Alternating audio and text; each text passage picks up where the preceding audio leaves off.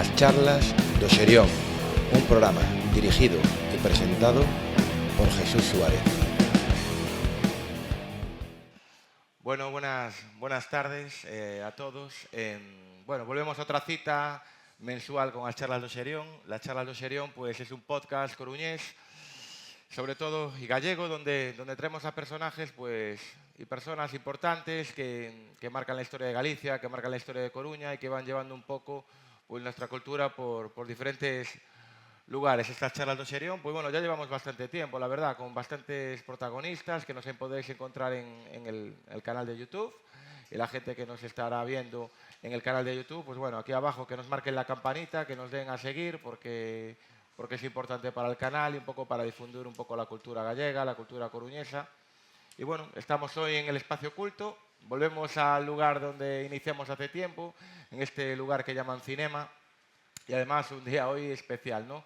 Cinema, porque el invitado que nos va a acompañar pues tiene mucho que ver con el cine, tiene que ver con ese sonido, con la música que se le pone a las películas y una forma de contar la historia a través de la música. Y siendo yo músico, o con lo que me gusta a mí la música, pues para mí es súper especial. Así que el invitado de hoy es José Manuel Cancela. Muy buenas tardes. Muy buenas tardes, Jesús. ¿Qué tal estamos? Muy bien, ¿cómo estás tú? Muy bien. Muchas gracias por aceptar la charla y por venir a hablar conmigo.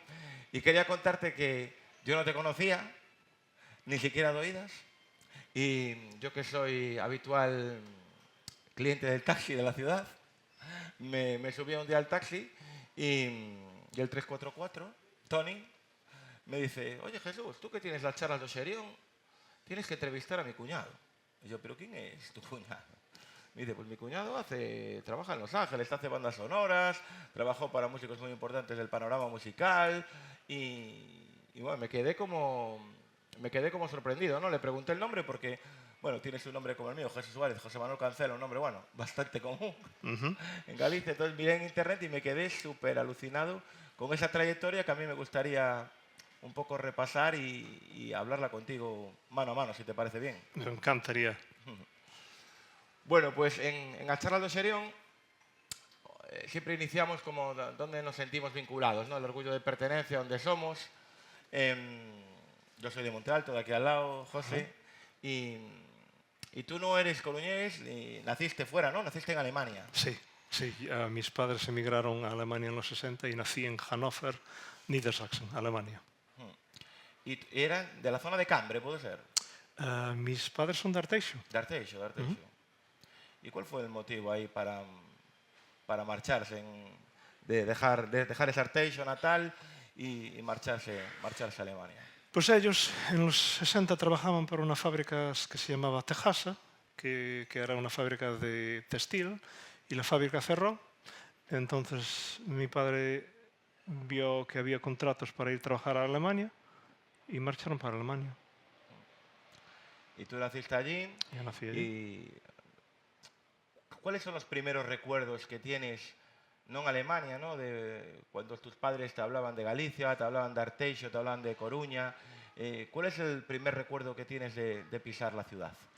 Pues el primer recuerdo que yo tengo de la ciudad es ver esa cantera típica gallega de los años de las celtas, en donde la manera que trabajaban la piedra y hacían las casas antiguas de piedra. Es el primer recuerdo que yo nunca hubiera visto eso anteriormente en Alemania, porque todo era hecho de hormigón y el ladrillo. ¿Qué años tenías? ¿Qué años? Pues yo tendría unos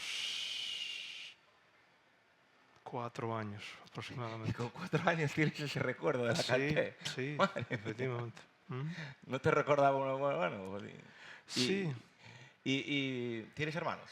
No, soy hijo único. O sea que con 4 años tus padres decidieron traerte a Galicia, para que conocieses Galicia y lo que es tu territorio materno y paterno, ¿no? Sí, mis padres venían todos los veranos de vacaciones a Galicia y sí, mi primer recuerdo era de efectivamente ver las casas hechas de piedra. ¿Y volviste a Arteixo o volvisteis a Coruña ciudad? No, a Arteixo. A Arteixo. Y bueno, van pasando los años y ese... ¿Cuándo A mí me contó un pájaro, ¿no? Que en uno de esos viajes, un pajarito, que en esos unos de esos viajes, supongo que viniste a Coruña, en esta calle Real, que ahora está un poco cambiada con lo que era aquella calle Real, tus padres entraron en una tienda de souvenirs y te compraron una gaita. Sí. Am, todo empezó realmente en la casa de mis abuelos, que estaba en Oseiro, Ah, sí. y estar estar en la huerta y ver un grupo folclórico en vivo y escuchar la gaita gallega por primera vez y quedarme clavado como una estatua al escuchar ese sonido que para mí fue como meter los dedos dentro de un enchufe. ¿Sí? Sí, me electrizó, me puso todos los pelos de punta y aquello creó una obsesión. O sea, nunca había sentido curiosidad por la música Nunca. y ese momento de escuchar las gaitas de esa música tradicional, esos gaiteiros de Oseiro, ¿no? De la banda, Sí, igual, de la sí. banda, te, te dijeron, Dios mío. Fue una experiencia, hubo un antes y un después. ¿Y qué años eran? ¿Qué años tendrías? Yo tenía 7 años. 7 años. O sea, eres un chaval diferente para la época. Con 4 Un años te poquito. fijas en la cantera y con 7 te quedas totalmente petrificado por el sonido de las gaitas. Sí. Increíble. Y escuchas y el tema ese que te comentaba de la tienda de souvenirs, esa gaita un poco de juguete, ¿no? Como quien Sí, dice sí. ¿Eso es anterior o posterior? Eso es posterior. Posterior. Sí, porque ya en ese momento ya entró un berrinche, Sí.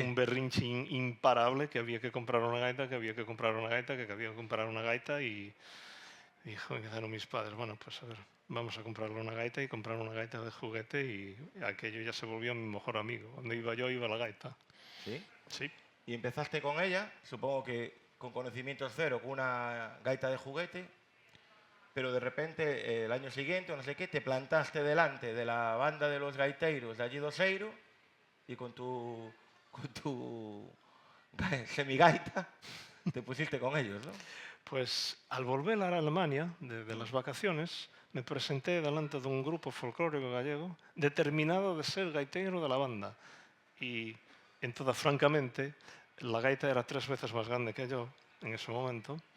Y dijeron, bueno, pero ¿tú tocas un instrumento? Y dije, bueno, pues estoy aprendiendo a tocar la flauta. Y dijeron, bueno, pues a ver, vamos a ver si es posible. Y a las 6 semanas actué por la primera vez como gaitero de esa banda. De esa banda en Alemania. En Alemania, de un grupo folclórico, sí, Osdarría se llamaba el grupo. Os da ría. Osdarría. Y todo ese conocimiento que ibas adquiriendo de flauta o de gaita, era ¿lo hacías por ti mismo o tus padres te apuntaron en clases para que ampliases esos conocimientos musicales? No, la clase de flauta eran algo que iba por medio del colegio, en donde iba yo, el colegio diario, pero lo de la gaita era algo que era externo del colegio. ¿Y lo aprendías tú solo? Sí, sí. A ver, yo empecé a ir a la casa del gaitero principal, que era Ovidio Quintela, y él y su compañero Jaime Pardo fueron mis primeros profesores de música En Alemania. en Alemania. Había mucha colonia gallega, luego. Sí, muchísimo. Sí. Éramos a lo menos unos 800 gallegos aproximadamente. Entonces tú siempre estuviste muy colado a Galicia, aunque... Sí. Sí, de hecho mis padres hablaban gallego en casa. Sí. Entonces ahí fue a mí es donde se me pegó el acento, ¿no? Empiezas con el mundo de la gaita, empiezas a avanzar. Me imagino que... ¿Tú crees que empiezas a avanzar, empiezas a mejorar mucho, ¿Crees que es algo... Muchas veces me lo pregunto, ¿no? Los músicos. ¿Crees que es innato? Muchas veces hay una gran... ¿Qué porcentaje puede haber innato en la capacidad, ¿no? De aprender a tocar un instrumento, bien la gaita, bien la guitarra, bien la percusión? ¿Qué porcentaje hay de parte innata y qué porcentaje hay de formativa? Pues yo, a ver, mi punto de vista es que sí, lo innato es importante, desde luego, pero yo creo que también esa obsesión ese amor por la música, ese deseo de ser bueno en ese aspecto también tiene mucho que ver, porque realmente la música es un campo que, por lo mucho que intentes, no vas a tener suficientes días en la vida para aprender todo lo que se puede aprender en ese mundo. Y es lo más bonito, de hecho, de la música. Que nunca hay un límite. Nunca hay un límite, nunca. En mi vida he tenido que aprender música latina, he tenido que aprender música urbana, he tenido que aprender música reggaetón, he tenido que aprender música pakistaní, he tenido que aprender música africana, he tenido que aprender muchísima música del mundo y sonar como suena la gente auténtica de esas zonas del mundo. Tengo la impresión de que eras un buen estudiante. Yo diría que era un... En general, digo. No. ¿No? A ver, te comento. Sí. En el momento que llevaba la música a mi vida, Sí. mis grados de las otras asignaturas empezaron a sufrir tremendamente, que de hecho era una pesadilla para mis padres, porque como me dijeron ellos, mira, si no te gradúas, no vas a poder ir a un conservatorio, no van a permitir entrar.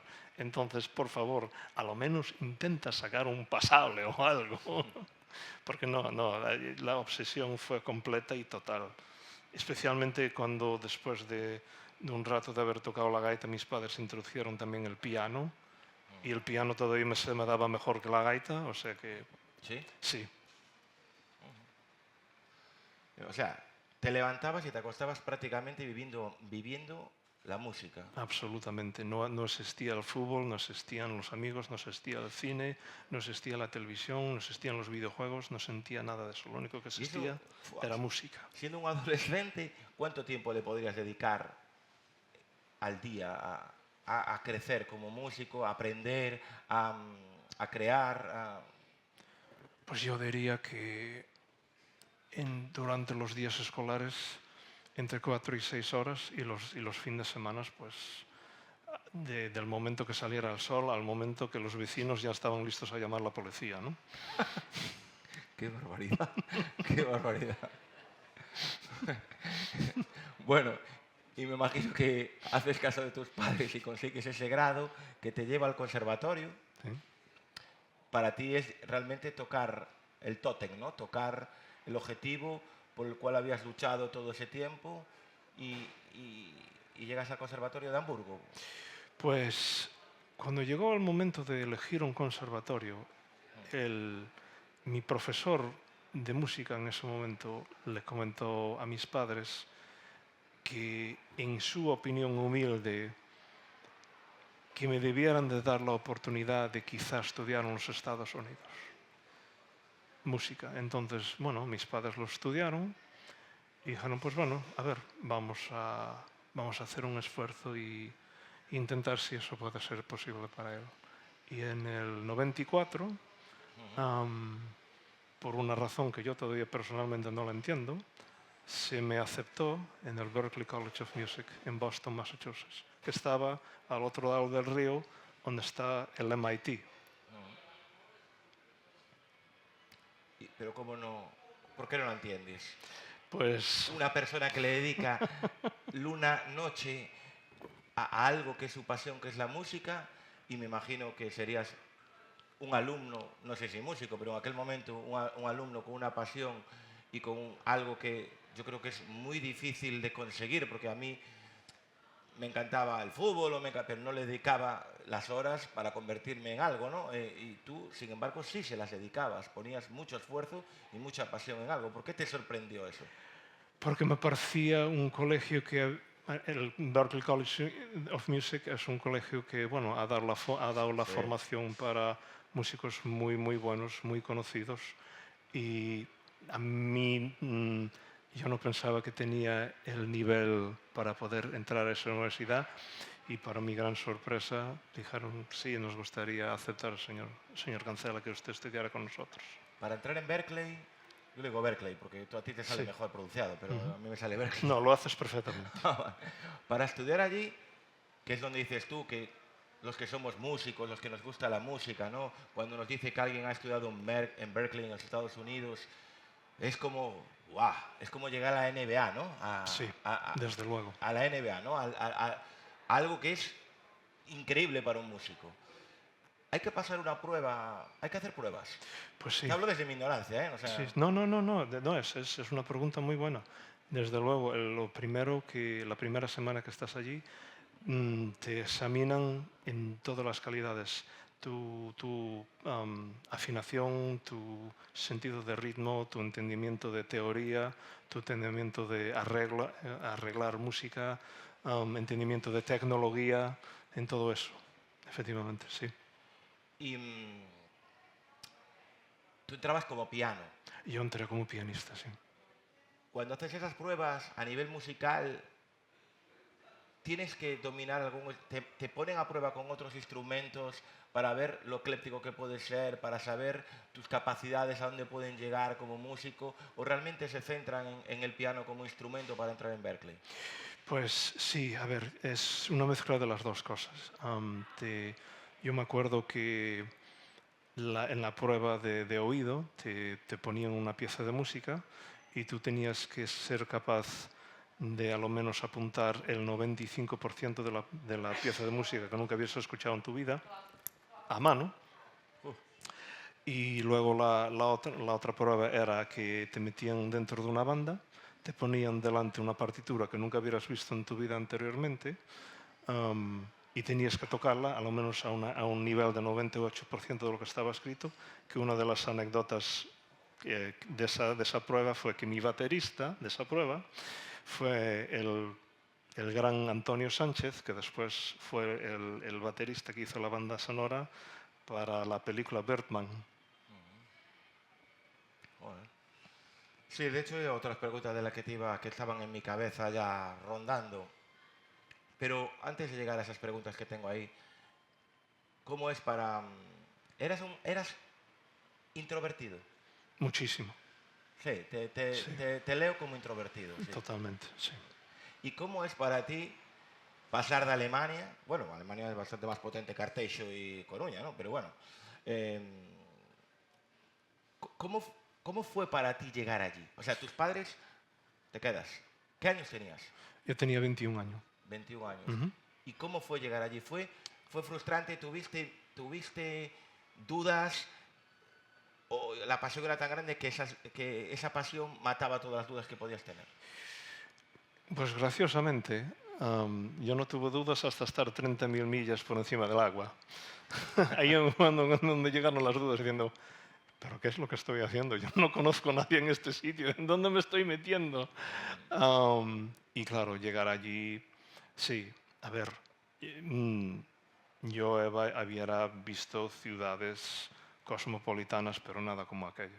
Nunca había visto una autopista que tenía 8 carriles. Nunca había visto un coche de familia que, bueno, que no cabería dentro de tu sala. Nunca había visto hamburguesas que eran, bueno, pues del tamaño de un baloncesto, ¿no? Entonces aquello para mí fue un shock de cultura total, sí. Ujú. ¿Te costó hacer amigos allí dentro? No No. no me costó hacer amigos, pero sí que me costó un poquito comprender bueno, pues la manera de pensar y actuar y el sentido cultural que tienen ellos. Era muy exigente.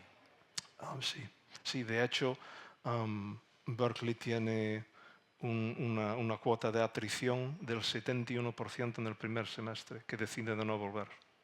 ¿Sí? Sí, O sea, el 71% se baja del barco. correcto, Y en tu generación ocurrió así. correcto. Se fueron Sí, muchos. se fueron muchos, O sí, sea, se fueron 7 de cada 10. correcto. Uf.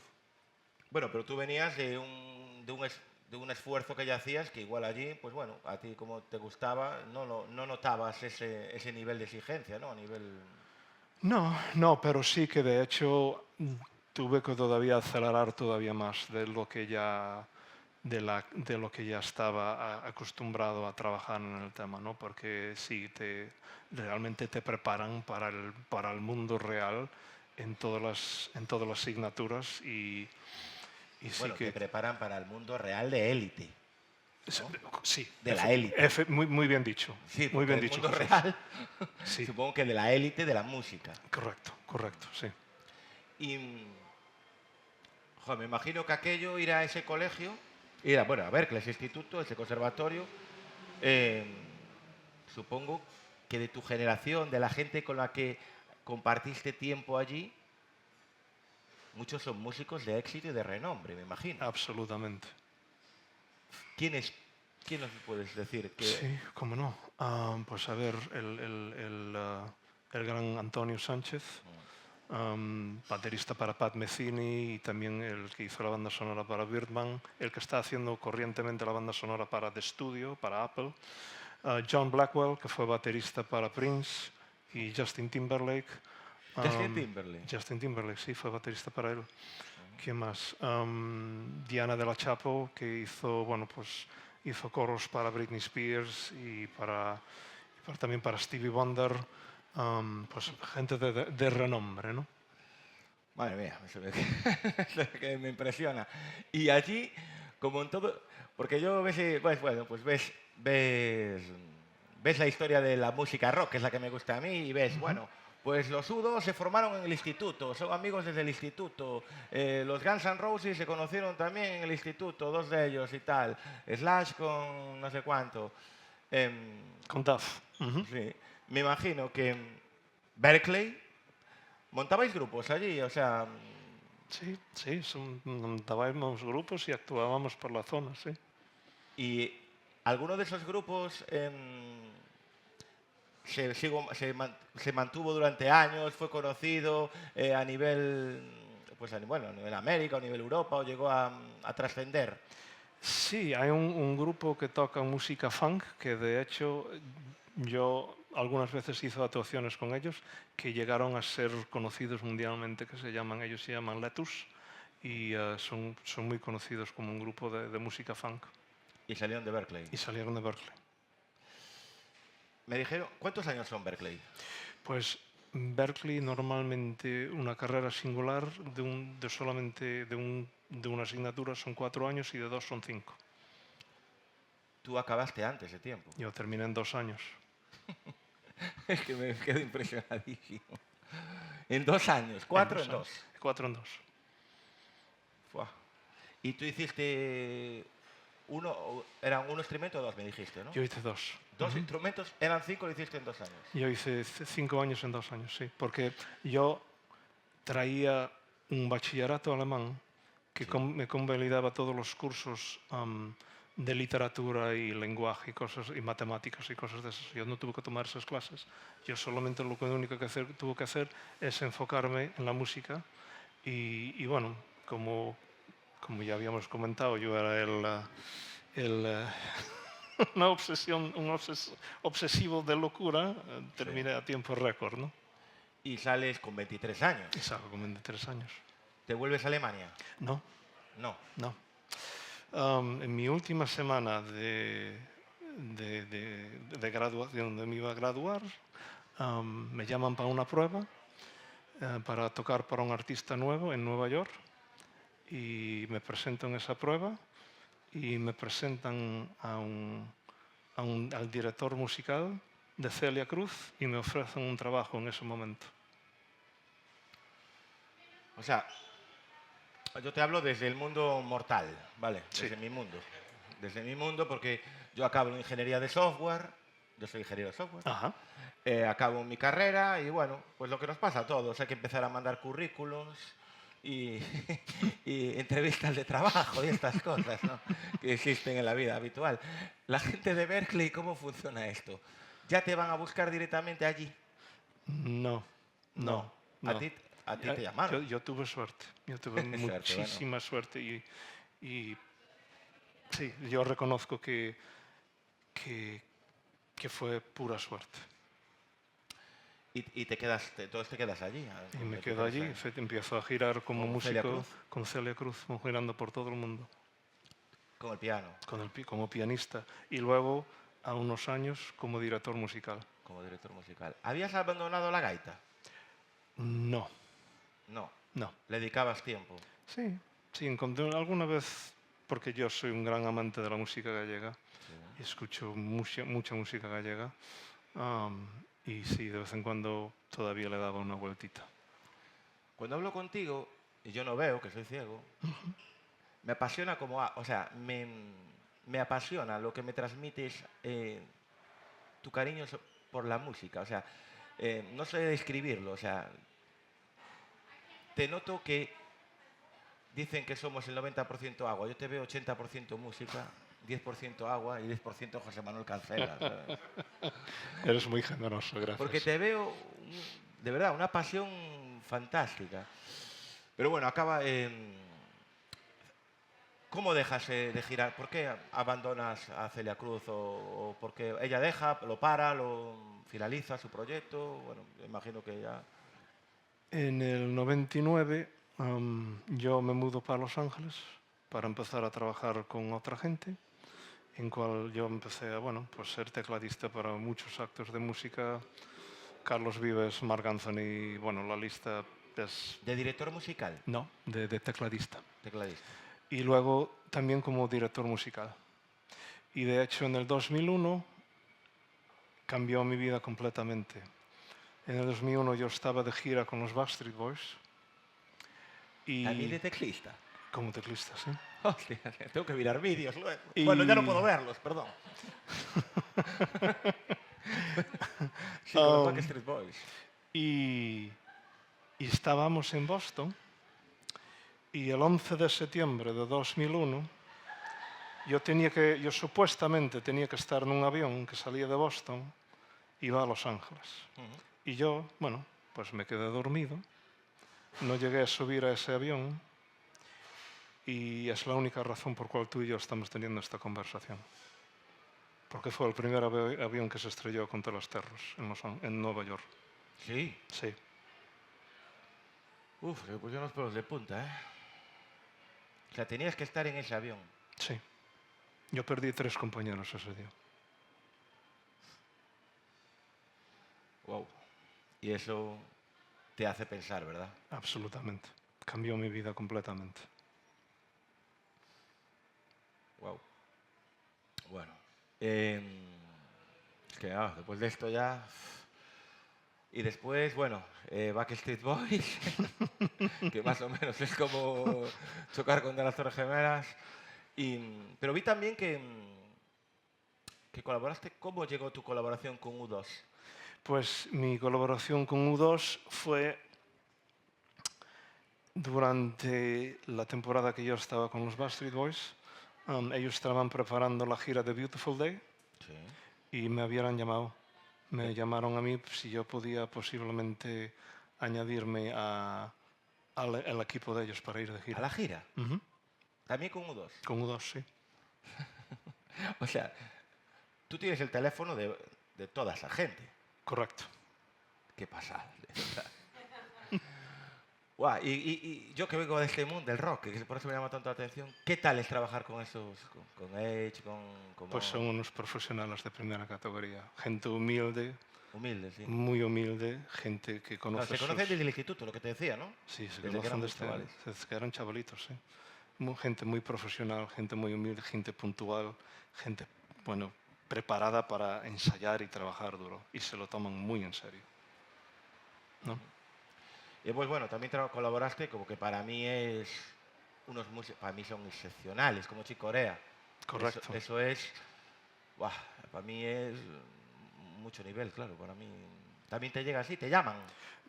A ver, Chicoría fue el artista que recibió el doctorado de Berkeley Ah, sí. el año que yo me gradué. Y me pidieron a mí, José, por favor, necesitamos a alguien que toque Spain para Chicoría. Y allá voy yo. Pa, pa, pa, pa, pa, pa, pa, pa, para, pa, pa, pa, pa. Eso es. y con el corazón en el bolsillo.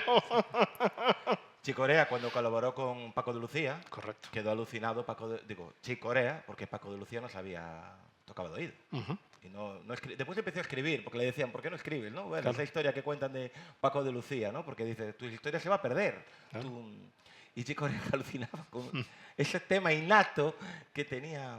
Y a mí Chico Corea me parece un prodigio de la música. Y estar a su lado me parece impresionante. O sea, que has conocido todo el mundo con las mejores bandas, de las mejores bandas del mundo. He sido muy afortunado en esta vida, desde luego, Jesús. Y ahora estás metido en algo... o sea, lo que te decía antes, tú nunca has echado un currículum. Siempre te han llamado. Correcto. ¿Y ahora estás metido en algún proyecto musical? O sea, musical como banda, me refiero. Pues no. No. No. ¿Lo dejas porque tienes otras inquietudes? Pues después de aquel encontronazo el 11 de septiembre, me surgió una oportunidad de probar de escribir música para el mundo audiovisual y me volví a enamorar. ¿Sí? Me volví a enamorar. De hecho, mi primer spot que hice, que fue un spot de publicidad, fue para la bebida Gatorade. Gatorade. Uh-huh. Y me encantó la sensación esa de ponerle música a una imagen y que la música fuera mano en mano con la imagen y creara una emoción. Sabes que para las personas ciegas lo que haces es hacer audiodescripción. Claro. Es decir, yo no puedo ver el anuncio de Gatorade, pero sí que la música me puede transmitir lo que transmite la imagen. Y un músico que es capaz de conseguir eso es capaz de contar historias a través de la música. Entonces es un poco lo que haces, ¿no? Sí, eso es correcto. De hecho, nosotros, a lo menos eso es lo que dicen, somos los que secretamente tiramos de los hilos del corazón, ¿no? Sí, claro, sí, sin duda. Sea comedia, o sea drama, o sea horror, o lo que sea, ¿no? A nivel creativo, cuando te presenta Gatorade, pongamos este ejemplo, ¿no? Uh-huh. Te plantea un storytale. Correcto. Una historia que quiere contar, que quiere vender al público. ¿Cómo es tu mecanismo de creación de música? Es muy intuitivo, te dejas llevar, buscas un lugar que te transmita lo que quiere transmitir ese anuncio o esa película. ¿Cómo creas? Pues gracias por preguntar eso, porque es una pregunta muy importante. Todos nosotros que somos creativos, primeramente tenemos lo que le llamamos nosotros el síndrome de impostor. Nos sentimos que en esta vez no nos va a ocurrir una idea buena. El mundo se va a dar cuenta que somos un fraude, no nos van a llamar nunca más. Y eso es el ego que está hablando, ¿no? Y de otra parte, del otro lado de la moneda, el ego te dice, tú eres un crack, a ti no te hace falta hacer este trabajo, ¿por qué te va a llamar a ti Gatorade? Tú debieras de estar... Bueno, en fin. O sea que nuestro proceso realmente es pasar esa frontera que impone el ego y decir, bueno, yo voy a hacer lo mejor posible. ¿Se gusta? Perfecto. Si no gusta, que así sea. Entonces, nosotros vemos la imagen y la miramos y la volvemos a ver y la volvemos a ver y la volvemos a ver y la volvemos a ver y vas haciendo apuntes, acentos, vale, pues este es el momento en donde el protagonista se toma un trago y este es el momento en donde se le abren los ojos y este es el momento en donde el chico sonríe hacia la cámara. Y esos son todos momentos que la música tiene que acentuar esos momentos para que tenga impacto la película. Y entonces yo creo lo que es una maqueta, solamente con un sonido de un piano que acompaña la imagen. Y la voy redactando hasta que queda perfectamente con la imagen. Y en el momento que bueno, pues esa maqueta de piano encaja perfectamente, es donde empiezo yo el proceso de la orquestación. Y eso, la orquestación viene dirigida por el cliente. Por ejemplo, este es otro ejemplo, cuando yo hice ese spot de Gatorade, ellos querían un feel de la música que fuera rockera, con guitarras eléctricas y un cantante y algo que sonara en su momento pues a Guns N' Roses, bueno, que fuera bastante movidito, ¿no? Sí, sí. Y entonces, con esa maqueta de piano, yo hice, bueno, pues unas pistas que más o menos dieran la idea de lo que yo estaba pensando en mi cabeza, con sintetizadores, pero eso solamente para demostración, para el cliente. Sí, claro. Entonces aquello se lo mandó al cliente, que era Gatorade, bueno, que Gatorade era patrocinado por Coca-Cola. Sí. Ellos vieron mi demo y dijeron, sí, nos gusta. Aquí tienes un presupuesto, por favor grábalo con músicos reales. Y entonces yo ahí entré a un estudio y grabé músicos reales para ese spot. ¿Los músicos los buscas tú o te los busca el estudio? No, los músicos eran compañeros míos. Compañeros tuyos. Sí. De Berkeley. Sí, de hecho, sí, ciertamente, graciosamente. Sí, sí, sí. Ese fue tu primer trabajo audiovisual. Correcto. A partir de ahí evolucionas y sigues trabajando en el mundo de la publicidad o realmente se te presenta ya la oportunidad del mundo del cine. Pues yo estuve trabajando en el mundo de la publicidad por aproximadamente 2 años y ahí fue donde hice mi primera película. ¿Cuál fue? Pues una película que se llama Rise, que era un documental de baile urbano, que había un hombre que vivía en una de las zonas más peligrosas de Los Ángeles y para que los adolescentes no se metieran en las bandas de criminales, Sí. él hacía que los niños bailaran baile urbano y competieran uno contra el otro. ¿Era un musical? Era un documental, sí. Ujú. ¿Y esa oportunidad que te llama el director? Me llamó el director, sí. Y ahí entras en el mundo, empiezas a moverte en el mundo del cine. Ahí me empecé a mover en el mundo del cine, sí. ¿Cómo se siente uno cuando ve su obra en la tele, bien como un anuncio o bien como esta peli? ¿Eres capaz de verlo? Porque hay gente que no se escucha a sí mismo. Es decir, no, una vez hecho el trabajo, lo aparca. ¿Tú eres de los que lo escuchas, buscas defectos, esto lo podría mejorar o realmente lo dejas ahí macerar con el tiempo como... Yo me acuerdo perfectamente la primera vez que vi el spot de Gatorade en la televisión y, perdón si me pongo emocional, pero pensé para mí, arre carallo. ¿Qué no diría? Sí, señor. Y claro, no es lo mismo hacer música para 40 segundos, 30 segundos. 30 segundos, Sí, que hacer música para una película de hora y media. correcto. El esfuerzo es mucho más alto. Sí, absolutamente. Exprime mucho el cerebro. Sí, sí, el trabajar en programas de largometraje es un proceso muy psicológico, en el sentido de que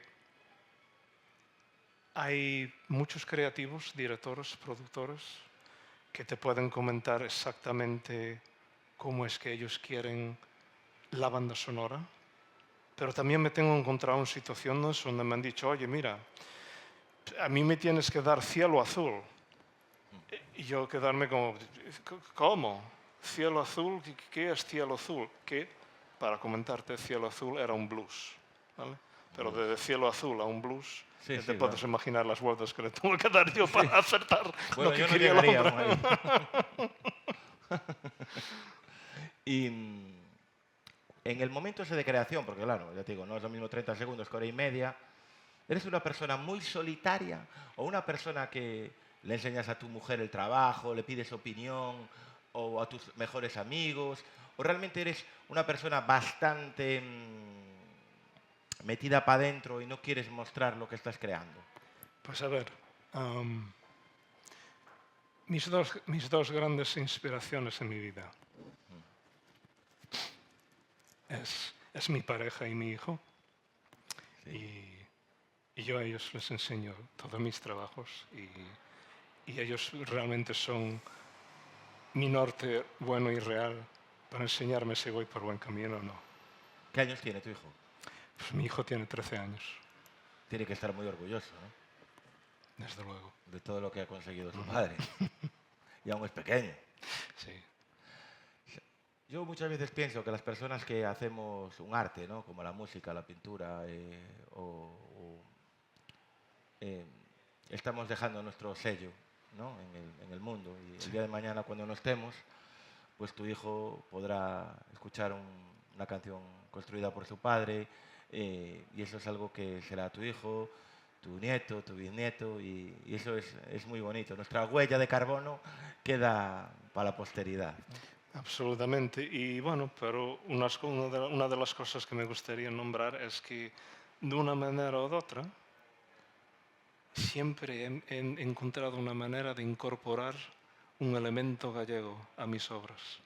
Sí. De hecho, cuando yo hice la música que abrió el Mundial de Fútbol en Qatar, ¿Hiciste tú la música esa? hice yo la música que abrió el festival en los Estados Unidos para el Mundial, llevaba una pandereta gallega tocando una muñeira, efectivamente. Uf, impresionante. Y bueno, empiezas a trabajar en el mundo del cine, Hollywood, Los Ángeles, bueno, ya estamos hablando del tótem tenías el tótem de la música, el tótem de las bandas de grupos como U2, Backstreet Boys, llegas a la cima de Hollywood. ¿Y cómo llega a tu vida John Williams?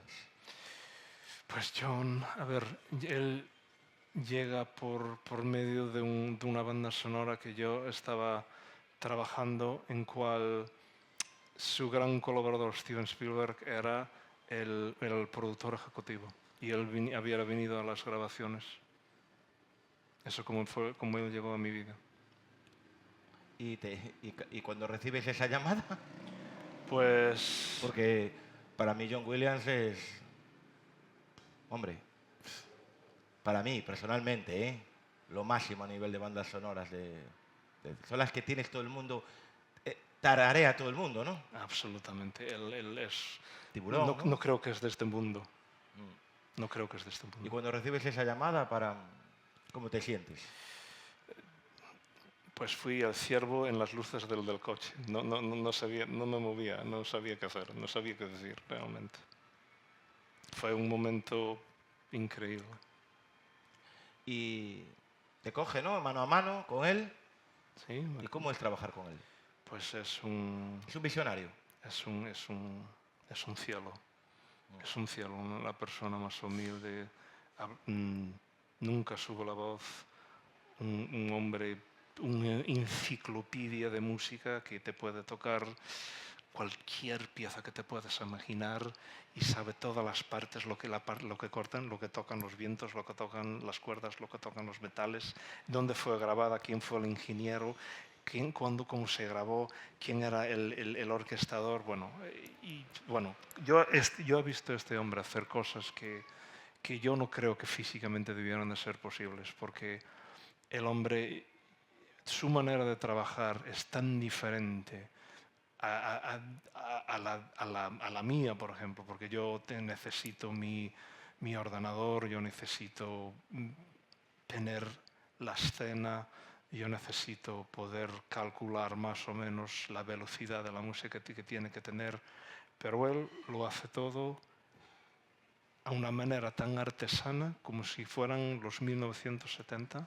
El hombre coge su pequeño reloj de cronómetro y en el momento que empieza la escena le enciende el reloj y cuando termina la escena lo para, mira y dice, bueno, esta escena tiene 45 segundos. 45 segundos, el metrónomo a 120 BPM Eso serían 4 barras, dos pautas y una corchea. Y lo sabe de memoria. Yo nunca he conocido a alguien al nivel de este hombre. Nunca. Claro, Berkeley fue tus primeros estudios, trabajar con John Williams debe de ser hacer un máster, ¿no? Sí, un máster en todos los sentidos.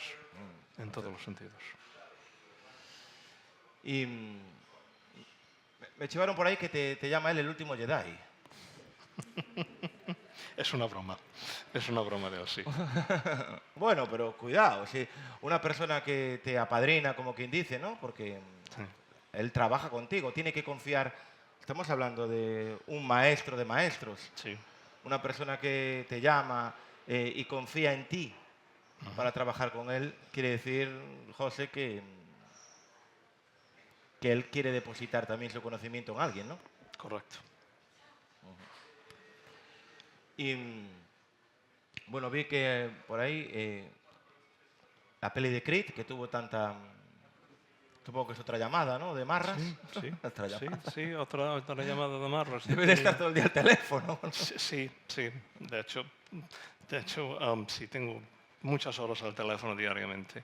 ¿Cómo surge Creed? Porque Creed, bueno, todos venimos de, bueno, yo soy fan de Rocky, ¿no? De la banda sonora de Rocky, y a mí me llamaría la atención, ¿no? Que me llamasen para componer, pues, la siguiente edición de películas de Rocky, ¿no? Pero en este caso Creed, ¿no? Sí, pues en el 2007 yo recibo una llamada de un productor que vio el documental ese de baile urbano, el RISE, ese Sí. que te comentara. Él vio el documental ese y dijo, oye, mira, nosotros estamos haciendo un programa para la gran batalla de Oscar de la Hoya contra Floyd Mayweather. ¿Tú nos podías escribir una pieza para este tema? Y yo dije, pues sí, vale, sí, sin problema ninguno.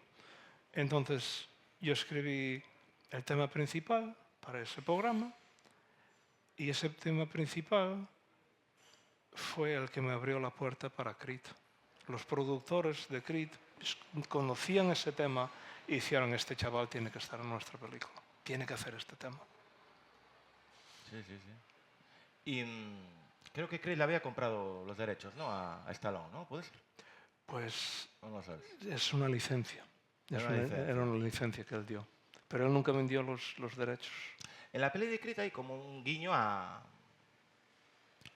En una de las canciones, no sé si es justo la que dices, hay un guiño al antiguo Rocky, ¿no? Correcto. Sí, ¿no? Ujú. Y eso lo tenías claro. Eso sí, eso lo teníamos muy claro. Ujú. Sí. Y después también está Beautiful Creatures, otro Correcto. peliculón. Sí. Y estamos tocando de las películas de muchísima facturación a nivel mundial de películas. Fue muy complicada la banda sonora, porque me parece una película compleja. Sí, fue una banda sonora donde realmente tuvimos yo tuve que estudiar muy intensamente el papel que iba a tomar la música en la película. Y de hecho es algo que lo tengo que hacer para todos los proyectos, pero especialmente para Beautiful Creatures. Eso me acuerdo que hubiera sido un momento, un proyecto muy complejo psicológicamente Claro, para me que la parece música... compleja la Sí, película ya por sí misma. absolutamente. ¿Y cómo es construir esa música y después poder contar, me imagino, corrígeme, con las mejores orquestas del mundo? Bueno, Eso, pues porque ahí ya entra tu parte de director musical, ¿no? correcto. ¿Cómo es eso? Porque la Sinfónica de San Francisco, ¿con qué orquestas has trabajado? Pues yo he trabajado con la Sinfónica de Londres, he trabajado con la Sinfónica de Berlín, he trabajado con la Sinfónica de Los Ángeles, he trabajado con la Sinfónica de Chicago y he trabajado con la Sinfónica de Nueva York. ¿Y cómo es ponerse delante de todos esos músicos y decirles, mira, tenemos este trabajo, lo tenemos que ejecutar? Es muy reconfortante para ti. Absolutamente. A ver, Tú que eres músico. Bueno, a tu lado no sé nadie. No, no, no, no, no. Seguro que eres bueno. Sí. No, me Seguro que encanta la eres música, bueno. pero no tengo... Seguro que eres bueno. El que lo niega siempre es bueno. Am,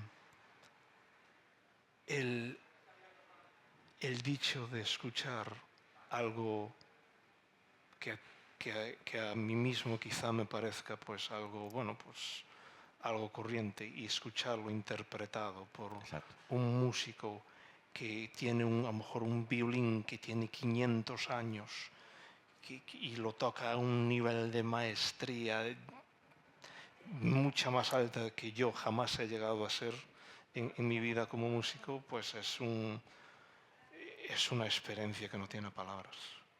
De hecho, a ver, yo tengo estado en situaciones en cual una de mis anécdotas favoritas, yo he escuchado un tema que yo había escrito por Yo-Yo Ma y me saltaron las lágrimas.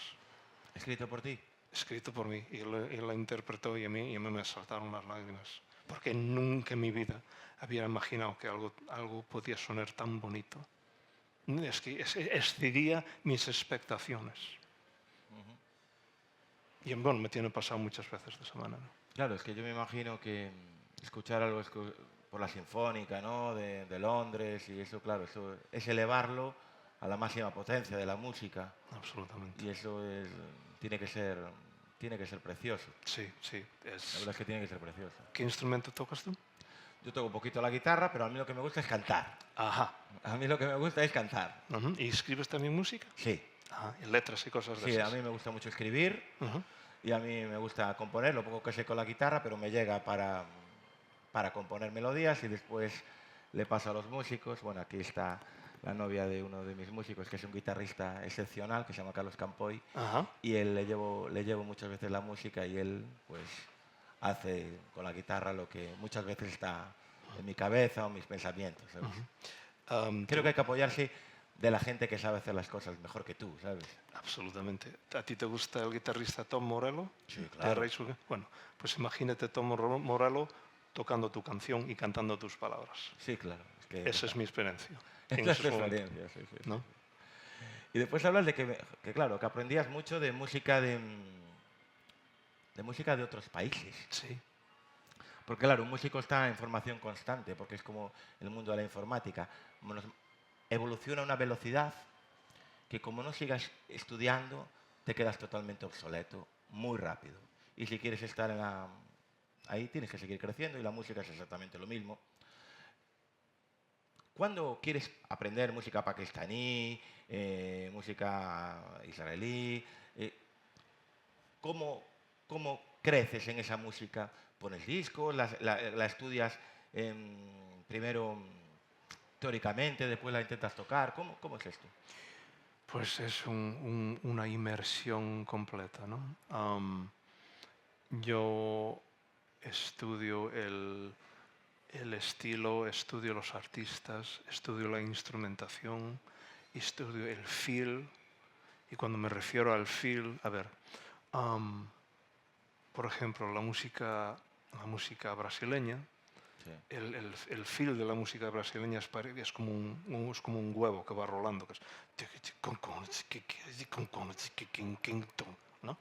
A cambio, la música latina, por ejemplo, ya tiene un feel más de pelota redonda, que es tin tan tiquiquín, cataquiquín, tiquiquín, quín, cacaquín. Bueno, pues la música pakistaní es una cosa que está entre el medio de las dos cosas, que es track, tiquitra, tin, track, tiquitra, tin.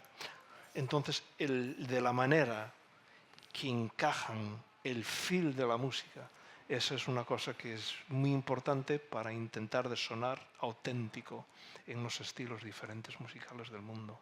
Y yo eso doy gracias a mi formación como gaitero, porque en los 80, cuando yo empecé a estudiar la gaita, no había partituras para nuestra música y era todo oído. Tenías que aprender todo por escuchar de generación a generación.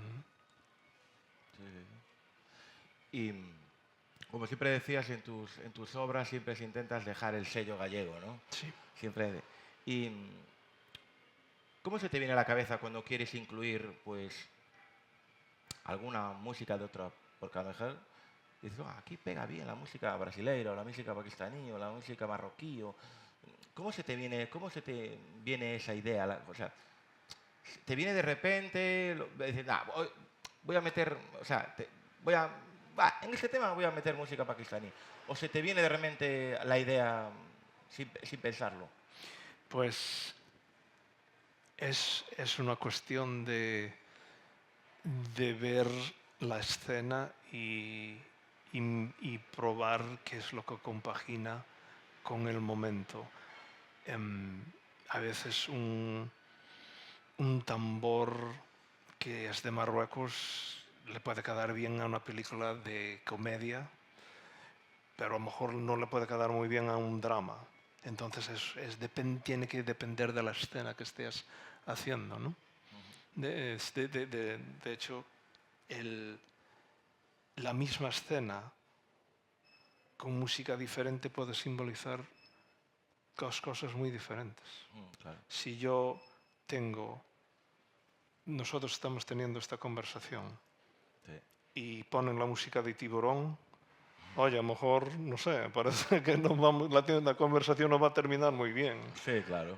O se ponen una música de horror, no sé, a lo mejor uno de nosotros no va a salir de aquí, de esta conversación. Sí, sí, sí. Al cambio, si pones música, pues, de rock, a lo mejor, oye, lo estamos pasando bien y estamos teniendo una charla muy amiga. Entonces, la música, de cierta manera, informa al espectador la emoción que se está sintiendo en ese momento. Entonces buscas qué música tradicional podría encajar dentro de la emoción que transmite la escena. Exactamente. ¿Y te queda algún sueño por cumplir? Pues sí, Musical, digo, ¿eh? sí, sí. ¿Cuál es el sueño que tiene José Manuel Cancela? Pues muchas gracias por preguntarme, Jesús. Nada.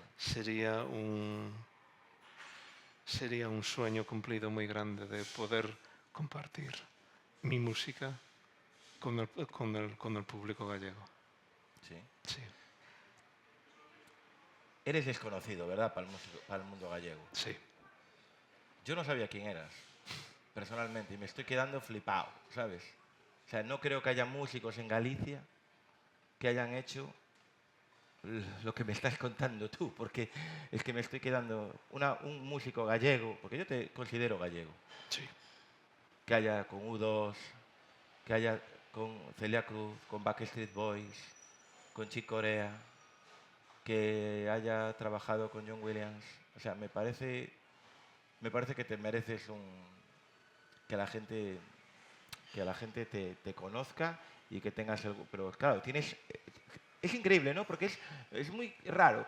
Tienes un hueco en el mundo, en el mundo de la música universal. Sin embargo, eres un desconocido en el mundo gallego. Y me parece raro, ¿sabes?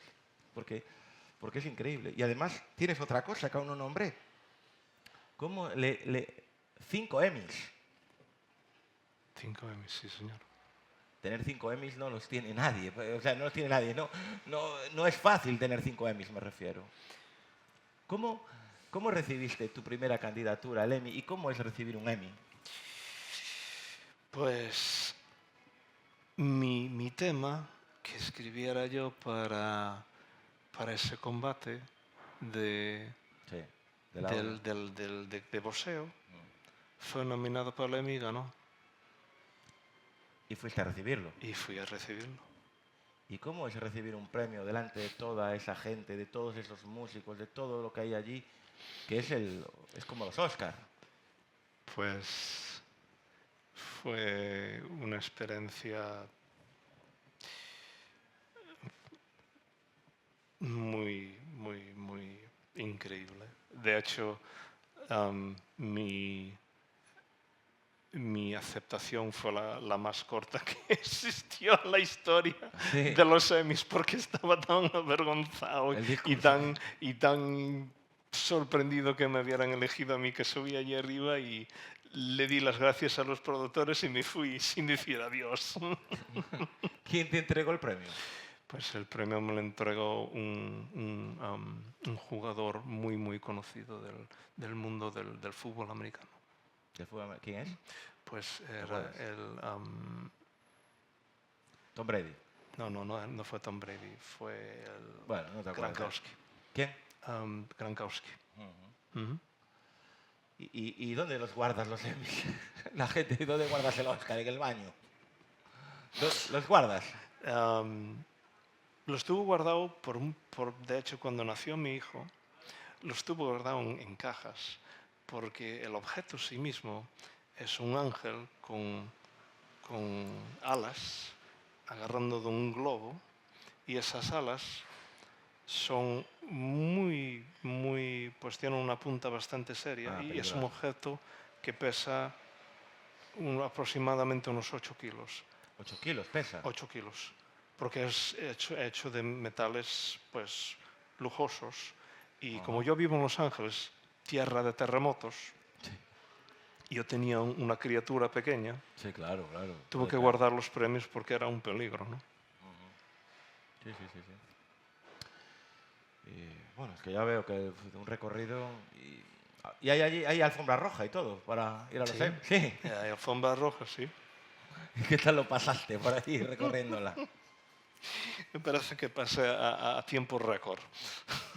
Y con toda la fama, con todo la fama, ¿no? Con todas las personas que la has trabajado, ¿no eres carne de televisión, de que te llamen para entrevistarte, para contar tu historia en Estados Unidos?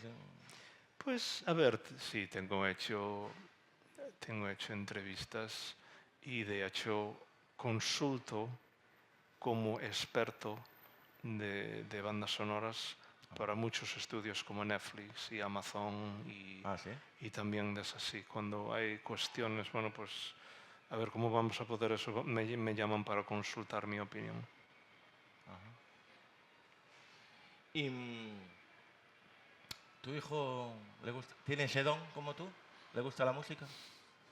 ¿O aún no? Todavía no ha llegado, No ha pero llegado. no he perdido la fe No le has todavía. perdido la fe. No. Y bueno, estás trabajando ahora con otro monstruo, con Steven Spielberg, ¿no? Pues estoy desarrollando un proyecto, claro, sí. Ujú. Y como... Es que yo, claro, es que estoy hablando de personas que para mí son intocables y tú estás con ellas pues igual diariamente. Em, ¿Cómo es trabajar con Spielberg? Pues Es un tío así tan campechano como se le ve. absolutamente. Es un hombre humilde que tiene una visión muy clara de lo que quiere hacer, y, y es muy profesional en todos los sentidos. ¿Y cuándo verá la luz ese proyecto? Pues en el mundo del cine dicen que es peligroso decir una fecha Bueno, aproximadamente. un segmento. Venga. Un segmento, bueno, pues yo diría en lo siguiente, entre 12 y 24 meses. Bueno, Estará este tema en los cines. entonces, cuando vayamos al cine a ver este tema, pues veremos que José estará poniendo música a una historia del señor Steven Spielberg. Con el sello del sí. Sí, sí. Y ahora con el paso del tiempo, con todo lo vivido, todo lo aprendido, que no ha sido poco todo lo que has vivido, que es mucho, has conocido medio mundo, has estado con los mejores músicos del universo. em, ¿Qué le diría a ese José Manuel Cancela, a ese niño pequeño que un día sus padres le pusieron una gaita de souvenir en las manos?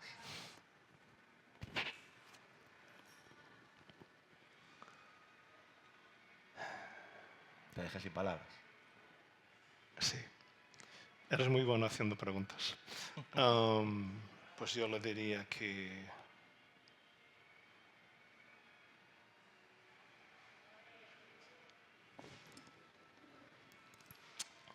no tenga que tenga el valor de seguir su sueño. De seguir su sueño. De seguir su sueño. Y eso, de hecho, es mi dicho favorito para todo aquel que quiere, que está todavía en su niñez y tiene un sueño que a lo mejor en su momento parece imposible, de a lo mejor ser astronauta o ser jugador de fútbol para uno de los equipos grandes del mundo, o ser la persona que encuentra la cura para el cáncer, de nunca rendirse. Y que si te caes te vuelvas a levantar. Y prepárate, para que cuando llegue ese tren de la oportunidad, estés listo para tomarlo. ¿Tus padres viven? Mi padre falleció, pero mi madre vive, sí. Tus padres tienen que estar muy orgullosos de lo que has hecho Sí, con una simple gaita. sí, desde luego que sí. Yo estaría muy orgulloso si fuese tu padre, Sí, sinceramente. sí. Así que me estoy emocionando porque mira que he hecho muchas charlas del Xerión, pero lo que me transmites tú a nivel humano, a nivel espiritual y a nivel musical no me lo ha transmitido nadie en todos estos meses en los que han pasado por aquí personas conocidas, personas que han hecho muchas cosas importantes, pero a ti se te ve una energía y una luz que, te digo una cosa, José, no dejes que se apague nunca, porque yo creo que esa luz que llevas dentro es la que te dio la fuerza para ahora estar trabajando con las personas más importantes del mundo a nivel musical. Y espero que tú le sepas transmitir a tu hijo, con tu pareja, todo lo que tienes dentro, porque creo que es muy, muy, muy bueno. Así que lo vamos a dejar aquí porque me parece que no tengo otra forma más especial de acabar esta charla. Gracias por enseñarme todo lo que me has enseñado, tanto a mí como a la gente de las charlas do Xerión. Y espero que nuestra relación no acabe hoy, porque a mí me gusta conocer a la gente buena y a las buenas personas. Y yo creo que tú eres una gran persona. Así que muchas gracias, José. Gracias. Muchas gracias a ti, Jesús. Gracias. Gracias. Muchas gracias, hermano. Y oye, hablando en serio, cuando se estrene esa película, yo quiero que tú hagas el primer